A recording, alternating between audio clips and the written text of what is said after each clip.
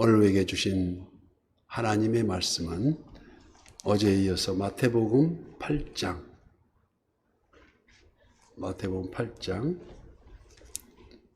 5절에서 13절까지 마태복음 8장 5절에서 13절까지 교독하고 마지막 절은 합독하겠습니다. 예수께서 가버나움에 들어가시니 한 백부장이 나와 간구하여 주여 내 아이 중풍병으로 집에 누워 몹시 괴로워하나이다. 이르시되 내가 가서 고쳐주리라. 백부장이 대답하여 이르되 주여 내 집에 들어오심을 나는 감당하지 못하겠사오니 다만 말씀으로만 아옵소서. 그러면 내 하인이 낫겠사옵나이다. 나도 나무수아에 있는 사람이요 내 아래에도 군사가 있으니 이더러 가라 하면 가고 저더러 오라 하면 오고 내 종더러 이것을 하라 하면 하나이다. 예수께서 이르시고 놀랍게 여겨 따르는 자에게 이르시되 내가 진실로 너희에게 이르노니 이스라엘 중 아무에게도 이만한 믿음을 보지 못하였노라. 또 너희에게 이르노니 동서로부터 많은 사람이 이르러 아브라함과 이삭과 야곱과 함께 천국에 앉으려니와 이 나라와 본 자손들은 바깥 어두운 데 쫓겨나가 거기서 울며 이를 갈게 되리라. 함께요. 예수께서 백부장에게 이르시되 가라 내 믿음대로 될지어다 하시니 그 즉시 하인이 나으니라. 아멘.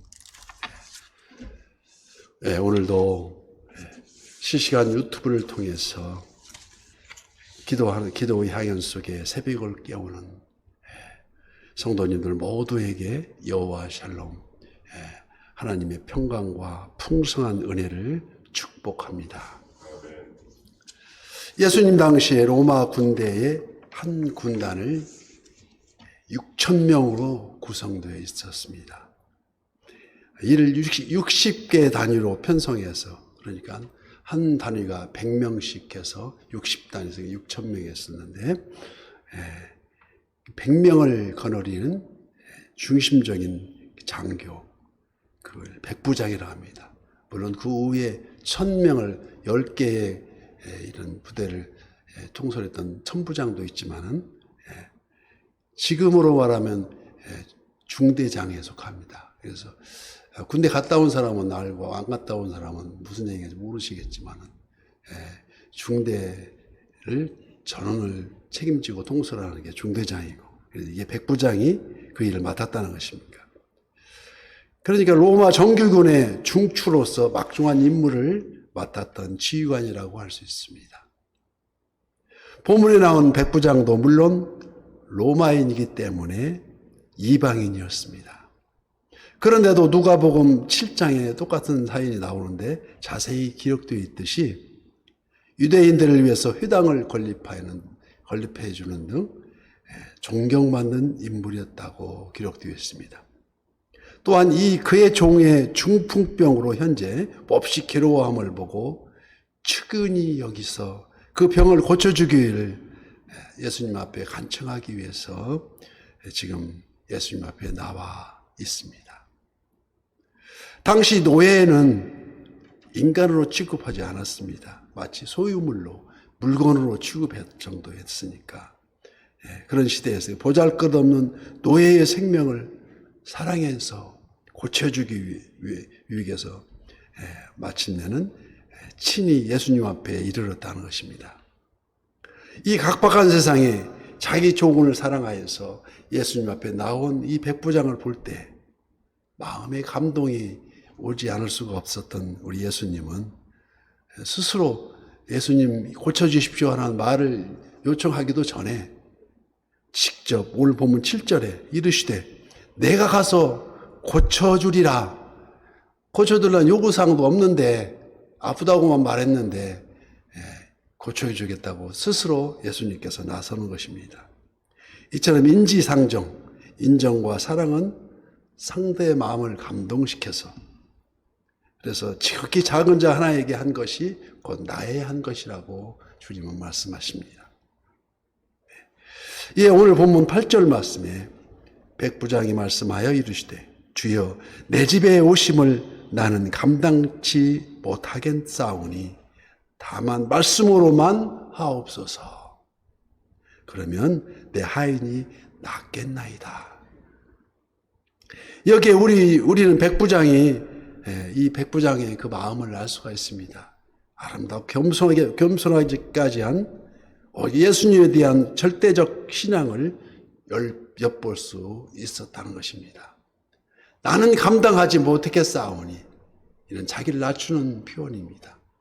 자기를 낮추고 우리 주님만을 존귀히 여기는, 진실로 그는 거만한 자를 비웃으시며, 잠언 3장 34절 말씀에 이렇게 기록되어 있듯이 진실로 그는 거만한 자를 비웃으시며 겸손한 자에게 은혜를 베푸시나니, 그래서 대부분 아픈 자에게 손을 내밀어서 안수해야 나은 줄로 생각한 그때 당시였었는데, 다만 말씀으로만 하옵소서.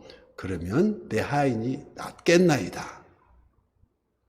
이는 참으로 당시로선 상상하지 못할 정도로 탐복할 만한 믿음이었다는 것입니다.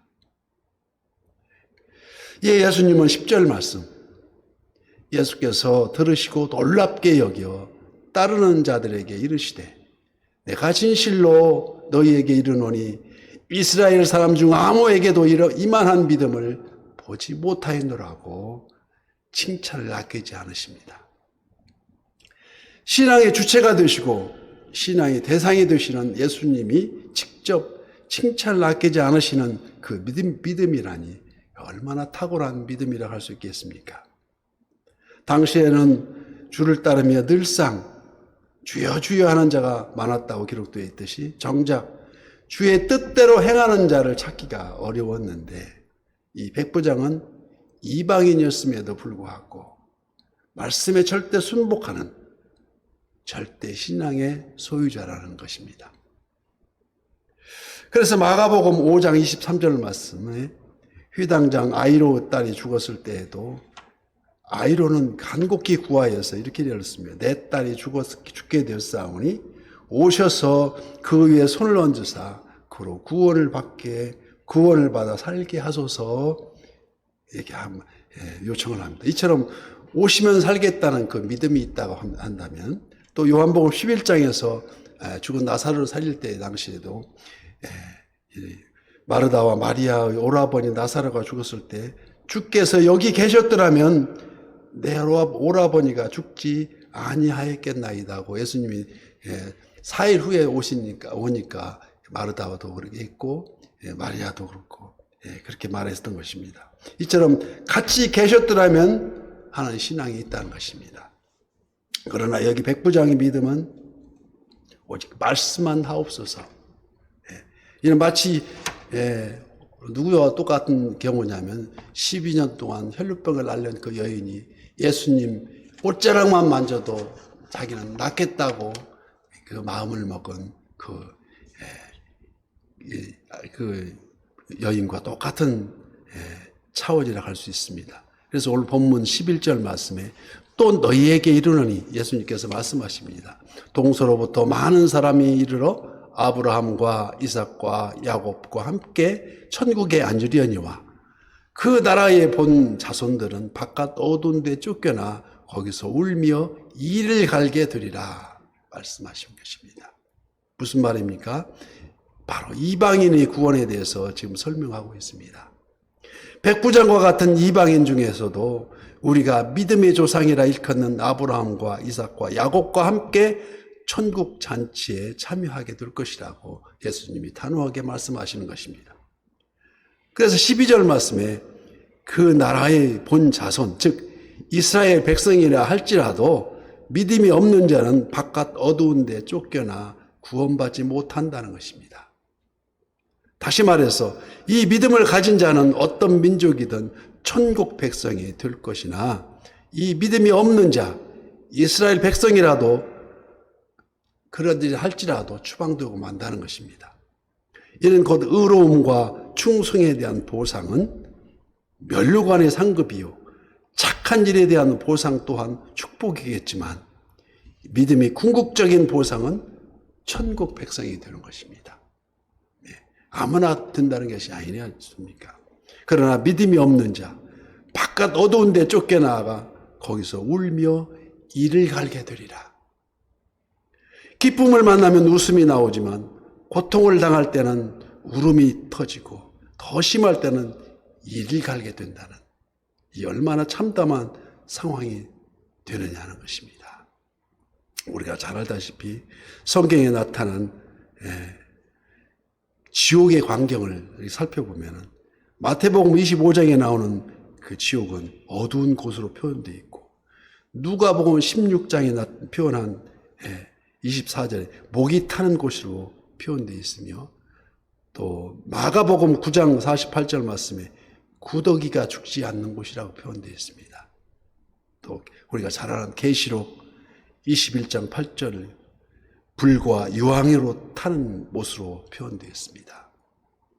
히브리서 9장 27절 말씀 잘 아다시피 한 번 죽는 것은 사람에게 정해진 위치요 그 후에 반드시 심판이 있으리라고 말씀하십니다. 거기에서 그러나 두려워하는 자들과 믿지 아니하는 자들과 흉악한 자들과 살인자들과 음행하는 자들과 점술가들과 우상 숭배자들과 거짓말하는 모든 자들은 불과 유황으로 타는 못에 던져지리니 이것이 둘째 사망이라고 분명히 계시록에 말씀하고 있습니다. 이에 반하여 영원히 고통이 없고 생명샘이 넘치는 곳, 찬란한 광채, 그 광채 속에 즐거움으로 찬양이 흐르고 아름다운 화원이 펼쳐지는 곳, 이 같은 백부장의 믿음이 곧 우리 선한 이웃에게 미치는 믿음이 되시기를 예수님 이름으로 축복합니다. 그래서 13절에 보면은 예수께서 백부장에게 이르시되 가라 내 믿음대로 될지어다 하시니 즉시 하인이 나으니라. 여기 주의할 것은 소원대로 간구하는 대로 이루어지는 게 아니고 믿음대로 된다고, 분명히 믿음대로 이루어진다고 기록한다는 되어 있다는 것입니다. 믿음대로. 믿음과 은혜는 정비례하여서 믿음이 크면 은혜도 크다는 것입니다. 그만큼 믿음만큼 은혜도 다가온다. 즉 무엇이 이루어지느냐가 문제가 아니라 얼마만큼의 믿음이 있느냐가 관건이라는 것입니다. 흔들리지 않는 가나안 여인의 믿음을 보시고 또 예수님께서 여자여 내 믿음이 크도다 내 소원도 되리라 하셨습니다. 믿음대로 된다는 것입니다. 믿음이 적으면 은혜도 적고 믿음이 풍성하면 은혜도 풍성하다는 것입니다. 그 믿음 안에 역사가 이루어지고 또 오늘 또 이루어지고 있습니다.